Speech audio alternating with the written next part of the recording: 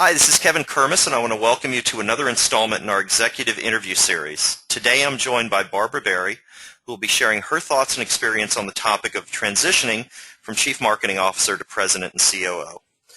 Before we get started, let me share a little bit about Barbara and her background. She has over 20 years' experience building and leading integrated organizations such as Adolph Coors, Unical 76, Bally's Total Fitness, Jenny Craig, LexisNexis, Pfizer, StubHub, Marriott, and more. For today's topic, she's going to be drawing upon her experience as President and COO of Interactivate, a digital marketing company headquartered in Southern California. Now, during her 3 years with Interactivate, she most notably drove their revenue 58% year over year. And she's going to be sharing with us a little bit about how she stepped in to the COO role from CMO. Barbara, welcome, and thanks for joining me today. Thank you, Kevin, for inviting me. Absolutely. Well, let's get started. First, share a little bit about how you positioned yourself and prepared yourself for moving from CMO to President and COO. You know, Kevin, it really starts back when I had a very classical marketing background, and my first position out from after getting my MBA was working for Adolph Coors Company. And from there, I really wanted to get into some international marketing and went to and lived in Australia for 3 years and worked for a company over there. But my background has really been, you know, the typical brand manager, marketing director, VP of marketing. And then I started spreading my wings a little bit into, you know, marketing with sales and operations combination.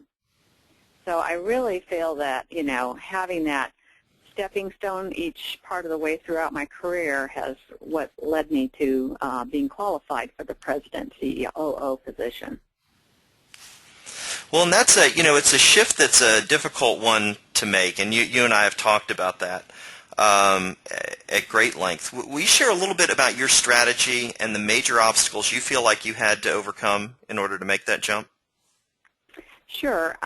It's really funny. It was probably more of a curiosity than a strategy initially. And, you know, I started, as most people do, at the bottom of the heap in a corporation, being much more of an executor than a strategist. But by learning, you know, every step of business going through my career has really helped me develop. And what I mean by that is that I, you know, have become more and more valuable to companies as I picked up the skill sets of how to do sales, how to do IT. And I don't mean I'm an expert, but enough to at least manage those organizations. And that's really been through using a lot of people in the existing companies I've been in and people outside of those companies who have been peers to help me gain those skill sets, who have coached me in how to pick up that understanding. There were several areas that I really feel that I had to overcome, and one of those was, you know, when you get to a position, a lot of times you're pigeonholed in that position only. So if you're the head strategist of the company or the brand manager for a certain product, it's hard for others in the organization to see you as anything else. And the way I think I overcame that was to really volunteer to take on additional assignments, whether it was assigned by my supervisor or a COO of the company or a CEO. I was willing to take that. Now, a lot of times when I took those, I would say, gee, I've never done that before, but I'm willing to give it a go. So, but, you know, I think also by pulling, again, your peer groups, your friends you've made along the way, outside even partner vendors that you can call upon can really help you grow and learn how to do what you've been called upon to do for the company. So that was one hurdle. Well, you know, I think that growth part can be scary a lot of times, and taking that step outside and not looking, and I think this is where you're going next, not always having to be perfect. Right, and that's definitely, you know, what I've learned. I am far from perfect. But the one thing that I also think another big hurdle is and I see so many people getting stuck at just a VP level. And this is that they're not willing to give up that, what I call star quality. They, always have to be the expert. They always have to be the one that talks. They always have to be the one carrying the charge. You go from being that as a VP to taking that next role as a COO or a president to really stepping aside and letting others carry that star, or that flashy side of the business. And that's really hard for a lot of people who have felt that they've struggled throughout their career to be that star, to learn then to step aside and become more of a coach to those people to help them be successful. That's what true leadership, for me as a CEO, really led to. Absolutely. Well, what advice would you give for a fellow CMO looking to make a similar transition? I think you really have to be open to every opportunity. It's strange. I just had a VP who called me a couple weeks ago, and he asked, gosh, I have this company and that company calling me, and then I have another company calling me to transition. He was looking to transition. He said, but I really don't like that third company. I don't think I'm going to call them back. And I said, are you crazy? I said, you call every one of those back and you talk to them, because you never know what the opportunity is going to be. And really the first company that he was talking to was where he thought he was going to end up going.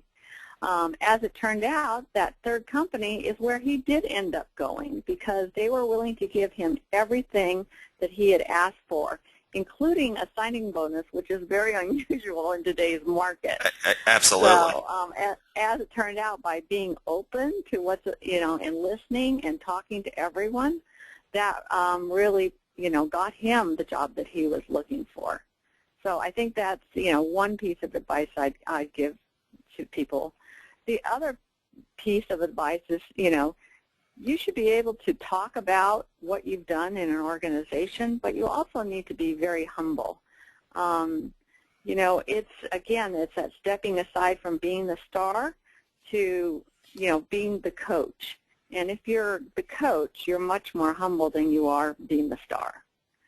And probably the third thing is really, networking. I have always treated recruiters, peers, friends, no matter what level they're at, to really take the time and see if I can help them in some way, because you never know when that payback, you're going to need that help for payback. And I have to say, I think that's been probably one of my biggest successes. Well, I think that digging the well before you're thirsty positions anyone to be able to leverage the network a whole lot more effectively than trying to build it when you need something and coming with your hand out. Absolutely. Well, hey, Barbara, thanks again for taking time out to join me today and sharing your story with everyone. Thank you so much for having me. Absolutely. You can contact Barbara through her website at barbaraaberry.com. And if you aren't viewing this video on our website, you can access more in the executive interview series by visiting us at kevinkermis.com or kermisconsulting.com.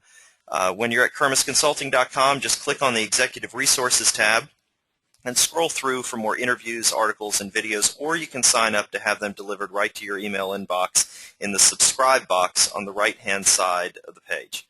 Until next time, this is Kevin Kermis.